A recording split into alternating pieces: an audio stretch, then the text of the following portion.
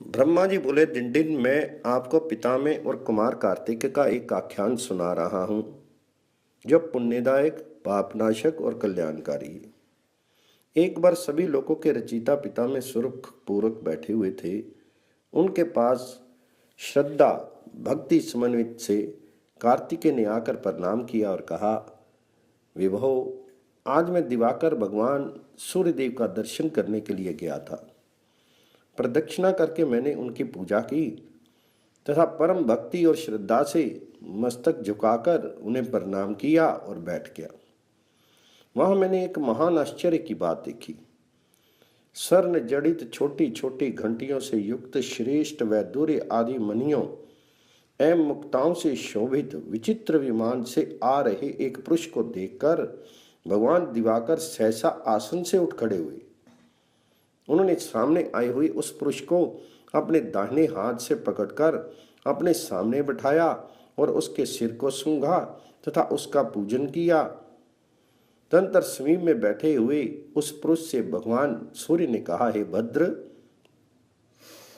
आपका स्वागत है। आपका हम सब पर बड़ा प्रेम है। आपने बहुत आनंद किया। जब तक महाप्रलय नहीं होती तब तक आप मेरे समीप रहें। उसके पश्चात उस स्थान को जाएं जहां ब्रह्मा स्वयं स्थित हैं।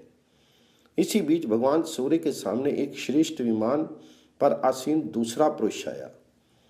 उसका भी सूर्य भगवान ने उसी प्रकार आदर किया और उसी भी विनम्र भाव से वहीं बिठाया। भगवान सूर्य के द्वारा की गई उन दोनों की पूजा देखकर मन में बड़ा ही कौतूहल उत्पन्न हो गया। अतः मैंने भगवान भास्कर से पूछा, देव, पहले जो मनुष्य आपके पास आया है और जिसे आपने अधिक संतुष्ट किया है, इसने कौन सा ऐसा पुण्य कर्म किया है जो इसके आपने स्वयं की पूजा की है? इस विषय को लेकर मेरे हृदय में विशेष रूप से कौतूहल उत्पन्न हो गया है। उसी प्रकार से आपने दूसरे मनुष्य की भी पूजा की है। ये दोनों सब प्रकार से पुण्य कर्म करने वाले उत्तम जन्म में भी श्रेष्ठ मनुष्य हैं। आप तो सदा ब्रह्मा, विष्णु तथा शिव आदि देवताओं के द्वारा भी अर्चित पूजित होते हैं। फिर आपके द्वारा ये दोनों किस कारण पूजित हुए? देवेश, मुझे आप इसका रहस्य बताइए। तो भगवान सूर्य ने कहा, महामते, आपने इनके कर्म के विषय में बहुत अच्छी बात पूछी है। जिस कारण से ये मेरे पास आए हैं उसे आप श्रवण करें। पृथ्वी तल पर अयोध्या नाम की एक प्रसिद्ध नगरी है जो मेरे अंश से उत्पन्न राजाओं द्वारा अभिरक्षित है। उस अयोध्या नामक नगरी में धनपाल नाम का एक श्रेष्ठ वैश्य रहता था। उस परी में उसने एक दिव्य सूर्य मंदिर बनवाया और बहुत से श्रेष्ठ ब्राह्मणों को बुलाकर उनकी पूजा की। इतिहास पुराण के वाचकों को विशेष रूप से पूजा की और उनसे पुराण श्रवण कराने की प्रार्थना की तथा कहा, द्विश्रेष्ठ, इस मंदिर में ये चारों वर्णों का समूह प्राण श्रवण करने का इच्छुक है। अतः आप प्राण श्रवण कराएं जिससे भगवान सूर्य मेरे लिए 7 जन्म तक वर देने वाले हों। आप 1 वर्ष तक मेरी दी हुई वृत्ति को ग्रहण करें। उन्होंने वैश्य धनपाल के आग्रह को स्वीकार कर लिया, परंतु 6 मास में ही वैश्य धनपाल काल धर्म को प्राप्त हो गया। हे कुमार, वही ये वैश्य है। मैंने इसी को लाने के लिए विमान भेजा था। पुण्य आख्यान को कहने या सुनने से जो फल एवं तुष्टि प्राप्त होती है, ये उसी का फल है। गंध पुष्प आदि उपचारों से पूजन करने पर मेरे हृदय में वैसी प्रसन्नता उत्पन्न नहीं होती जैसी पुराण सुनने से होती है। कुमार, गौ, स्वर्ण तथा स्वर्ण जड़ित वस्त्रों, ग्रामों तथा नगरों का दान देने से मुझे इतनी प्रसन्नता नहीं होती जितनी प्रसन्नता इतिहास पुराण सुनने सुनाने से होती है। मुझे अनेक खाद्य पदार्थों द्वारा किए गए श्राद्धों से वैसी प्रसन्नता नहीं होती जैसी पुराण वाचन से होती है। सुरश्रेष्ठ, इससे अधिक और क्या कहूं? इस रहस्य युक्त पितृ आख्यान के वाचन के बिना मुझे अन्य कुछ भी प्रिय नहीं है। नरोत्तम, ये जो दूसरा ब्राह्मण यहाँ आया है, ये भी उसी श्रेष्ठ अयोध्या नगरी में उत्तम कुल का ब्राह्मण था।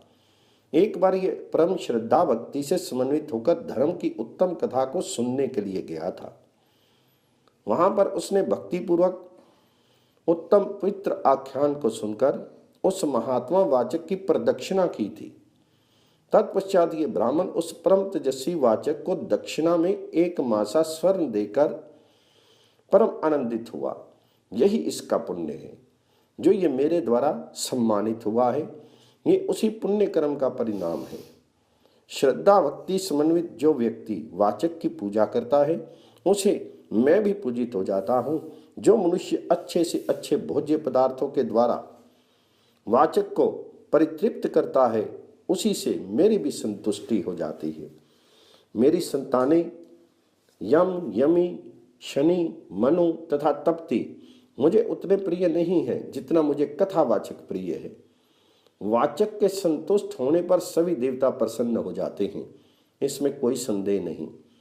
क्योंकि हे देव सेनापति, सबसे पहले संसार के द्वारा पूज्य जो मेरा मुख था उसी मुख से संसार का कल्याण करने के निमित्त सभी इतिहास पुराण आदि ग्रंथ प्रकट हुए। महामते, मुझे पुराण वेदों से भी अधिक प्रिय हैं, जो श्रद्धा भाव से नित्य इन्हें सुनते हैं और वाचक को वृत्ति प्रदान करते हैं, वे परम पद प्राप्त करते हैं। सुव्रत, धर्म, अर्थ, काम तथा मोक्ष पुरुषार्थ चतुष्ट की उत्तम व्याख्या के लिए मैंने ये इतिहास पुराण बनाए हैं। वेदों का अर्थ अत्यंत दुर्जय है, अतः महामते इनको जानने के लिए ही मैंने इतिहास पुराणों की रचना की है। जो मनुष्य प्रतिदिन प्राण श्रवण का उत्तम कार्य करवाता है वह सूर्य देव से ज्ञान प्राप्त करके परम पद को प्राप्त करता है। वाचक को जो दक्षिणा देता है वह सूर्य देव के लोक को प्राप्त करता है। हे सुरश्रेष्ठ, इसमें आश्चर्य क्या है? जैसे देवताओं में इंद्र श्रेष्ठ है, शस्त्रों में वज्र श्रेष्ठ है और जैसे तेजस्वियों में अग्नि श्रेष्ठ है, नदियों में सागर श्रेष्ठ माना गया है, वैसे ही सभी ब्राह्मणों में इतिहास पुराण वाचक ब्राह्मण श्रेष्ठ है।